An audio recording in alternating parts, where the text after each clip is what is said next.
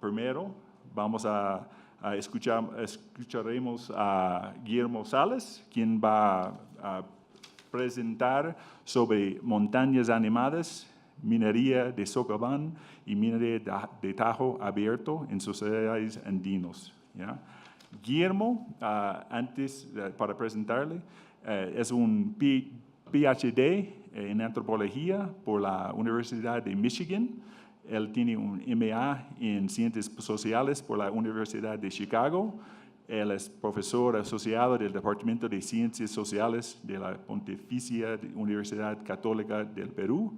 Su trabajo de investigación ha prestado atención a las relaciones entre industrias extractivas y sociedades rural, así como más recientemente al análisis de prácticas indígenas de relacionamiento con el paisaje a través de nociones y cohabitación y comensalidad. Él es autor del libro Minería y Dinámica Social, Familias Pastores de Puno y la presencia de proyecto Antamina.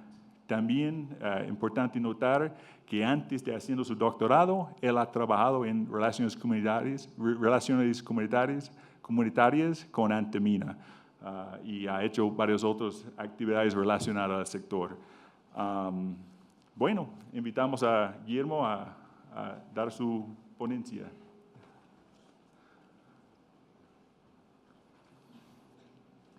A ver, buenos días todavía, ¿no? Buenos días. Gracias, Alan, por la invitación a Perumín. Ahora voy a hablar de una presentación que estuve trabajando en los últimos tiempos y que combina mi antiguo interés en la minería, que es producto de mi trabajo en Antamina como relacionista comunitario durante 2 años y medio, más o menos, en el momento en que Antamina estaba construyéndose. Y por otro lado, un montón de investigación reciente que he hecho, más bien que tiene que ver con la cuestión de cómo entender que en sociedades andinas los cerros están vivos. Entonces, dado que la minería… A ver, esto… Ahí está, ok. Entonces, en primer lugar quiero hablar un poco de cómo entender que los cerros están vivos, que las tierras están vivas desde las prácticas de las sociedades andinas. En segundo lugar, si es que estos cerros están vivos, ¿cómo se relacionan con la minería de socavón? ¿No? Y estoy hablando de un tipo ideal, más o menos de la minería de socavón que ocurría antes del boom de los 90s. ¿No? Estas son fotos de Morococha, por ejemplo, de los 80s, hechas por Tafos. Y luego voy a hablar un poco de cómo estas nociones se relacionarían con la reciente minería de tajo abierto después de los 90s. Ahora, con esto no quiero decir que no haya ahora minería de socavón ni que antes no haya habido minería de tajo abierto, ¿no? Son dos tipos ideales que me sirven para hacer un contraste de distintos arreglos sociales. Bueno, para empezar, esta tecnología, ya, ok. Entonces, hay un corpus de investigación reciente en antropología en el parentesco andino que muestra cómo mucho del parentesco en los Andes se puede explicar por nociones que no tienen que ver directamente con nociones de reproducción sexual. O sea, normalmente en la sociedad dominante, en la sociedad occidental, se concibe el parentesco como una cuestión que tiene que ver con la biología, con relaciones sexuales y reproducción biológica.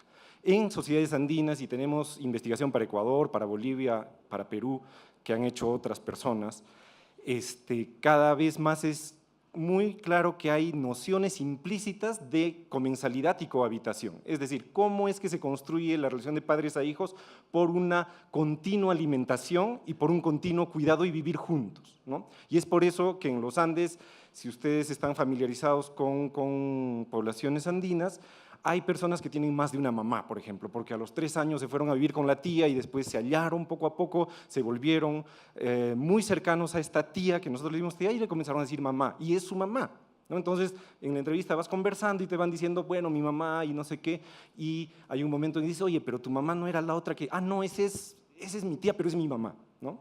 Entonces, a través de convivir mucho tiempo con alguien, comer la misma comida, que constituye de la misma sustancia los cuerpos, es decir, la gente que está comiendo la misma comida todo el tiempo constituye sus cuerpos de la misma sustancia. Y eso constituye la sustancia de su parentesco. Entonces, estas nociones de cohabitación y comensalidad están desde inclusive la concepción. O sea, la semilla que pone el papá en el cuerpo de la mamá, el cuerpo de la mamá la cuida y la alimenta con su sangre y están viviendo juntos, le está dando un sitio donde vivir. Y esa noción es la que hace que esta semillita pueda crecer y pueda convertirse en una persona. Entonces, después del nacimiento, el proceso de cohabitación y comensalidad continúa. Es algo que ya empezó desde la concepción. Entonces, el parentesco y la socialidad en general se construyen a través de flujos de provisión de comida y formas de cohabitación, ¿no? Entonces, cuando uno ve estos principios y los extiende más allá de los seres humanos con los cerros, con las tierras, son los mismos principios. O sea, los cerros emergen como seres vivos, ¿por qué? Porque nos dan comida, y como nuestros padres, desde una perspectiva andina, porque nos dan de comer y nos dan un sitio para vivir. Entonces convivimos con ellos como comunidad y nos dan comida todo el tiempo. Ellos son los que proveen toda la fertilidad posible. O sea, no hay vida si no hay fertilidad que proveen estos seres. Y estos seres, como contraprestación a eso, se da lo que es toda esta tradición de despachos, que son despachos, digamos, en ocasiones especiales, ¿no? Que es básicamente comida.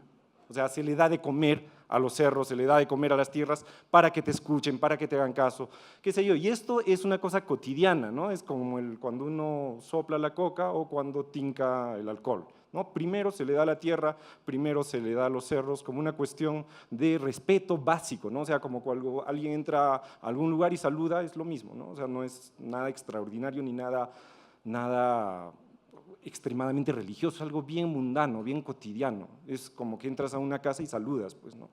Entonces, de estas formas es que emergen los cerros como seres vivos, como seres proveedores de vida, y emergen como agentes que tienen voluntad e intencionalidad, es como personas.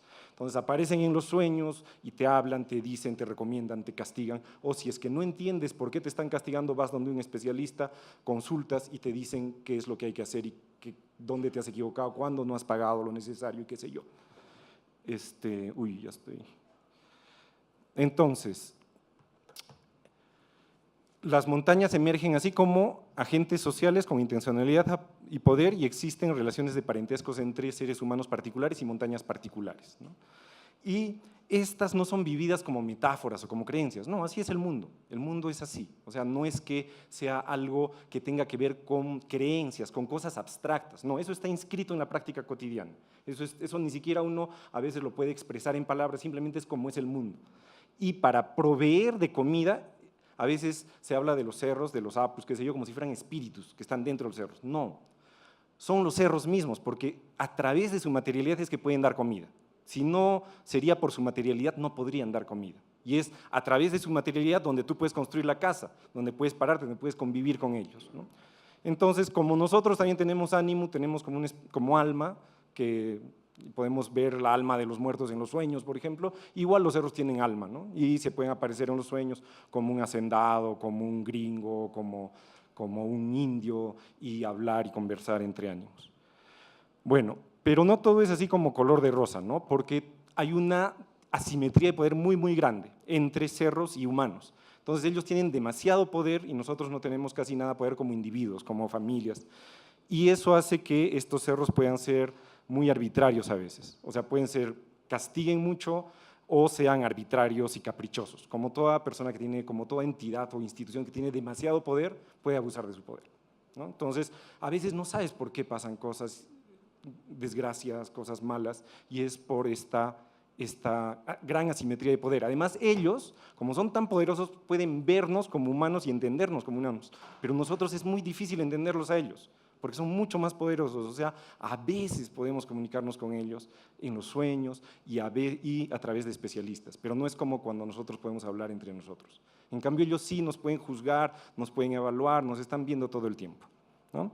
Entonces, ¿cómo es que esto se relaciona con la minería de socavón? Entonces tenemos estos campamentos que eran unos espacios urbanos que daban servicios urbanos a una sociedad rural muy articulada con el campamento, ¿no? Colegio, hospitales, qué sé yo, era como un centro urbano que ofrecía modernidad a un espacio rural muy campesino, ¿no? Entonces, esto estaba articulado no solo en estos servicios urbanos de salud, de educación, qué sé yo, sino en el uso intensivo de mano de obra. Entonces, las comunidades de alrededor estaban articuladas con la operación minera y había mucha gente que trabajaba en la mina, entonces, que vivía inclusive en el campamento, que la familia vivía, eran campamentos de familias, ¿no es cierto?, donde había la bodega, había el colegio para los hijos de los mineros, y entonces las comunidades se articulaban con la compañía minera muchas veces a través del sindicato, o sea, no había el regionalista comunitario. ¿Por qué? Porque se negociaba con la comunidad a través del sindicato. Y en este contexto es que tenemos un par de etnografías buenas de prácticas mineras, una para Bolivia y otra para Perú, y que estas prácticas de dar de comer a la mina, al cerro, se daban todo el tiempo, cotidianamente, y también en momentos calendáricos muy importantes, en carnavales y en la época seca, en agosto, ¿no? Entonces, el sindicato, inclusive la misma compañía, estaban involucrados en financiar y en participar de esta comida que se daba a la mina, ¿no? Entonces, esta es una foto para una mina boliviana donde ahí está el tío, y para el caso peruano tenemos el muqui, ¿no es cierto?, que muchos de ustedes deben conocer. Entonces, cotidianamente se comparte el masticar coca y el fumar con la mina, con este ser que está proveyendo de mineral. Y también en épocas calendáricas se hacen sacrificios importantes, como sacrificios de llamas, por ejemplo, en Bolivia, ¿no? Y hasta donde tengo entendido, en Pasco también se hacían estos sacrificios, ¿no? Entonces, la minería de socavón afecta directamente el cuerpo de estos seres y eso hace que estos seres estén constantemente hambrientos y molestos, ¿no? Entonces, al avanzar el socavón, muchas veces daña su fertilidad, en el sentido en que cuando hay narrativas de montañas que se hablan entre ellas, hay esto de que tú te estás dejando agarrar los huevos con los mineros, ¿no? Y entonces la mina reacciona violentamente y qué sé yo, y mata mineros.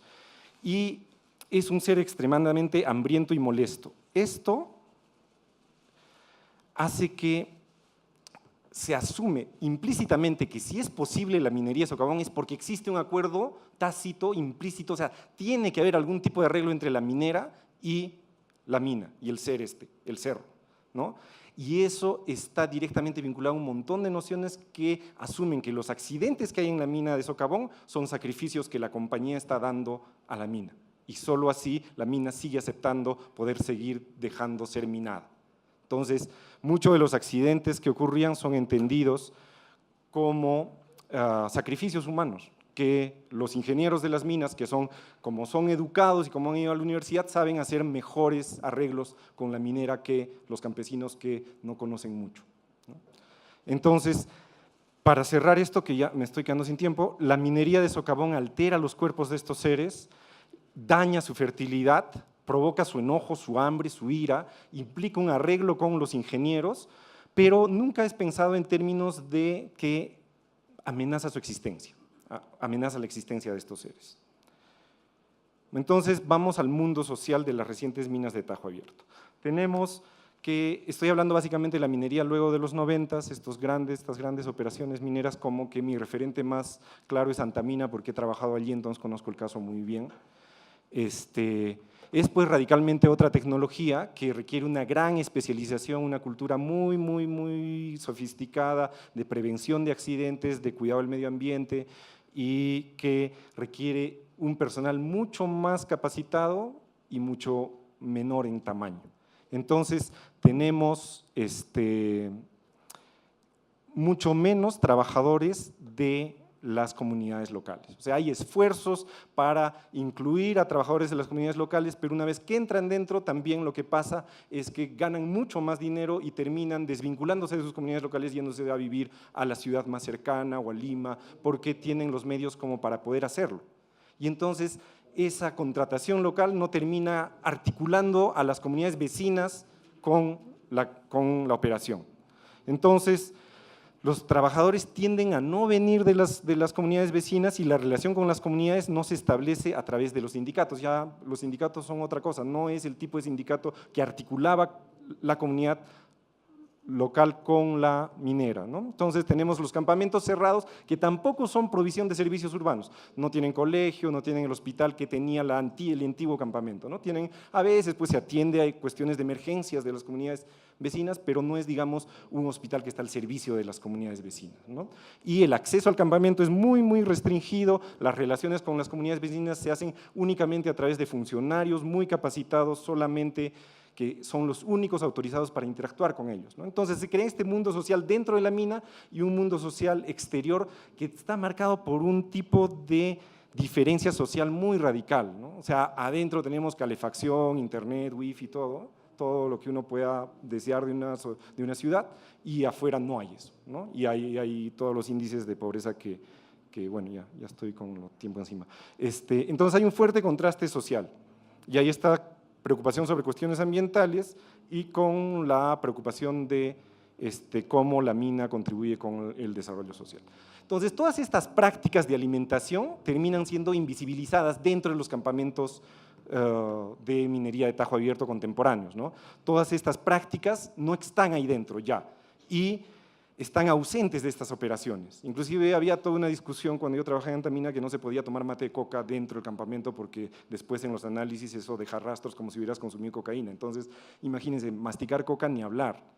Entonces, todas estas prácticas están ahí fuera de las operaciones mineras y se tornan invisibles, inclusive para los relacionistas comunitarios. Yo cuando trabajaba en Antamina y estaba negociando muchas cosas con los comuneros, en esos contextos de negociación jamás emergían estos seres, ¿no? Estaban totalmente ausentes.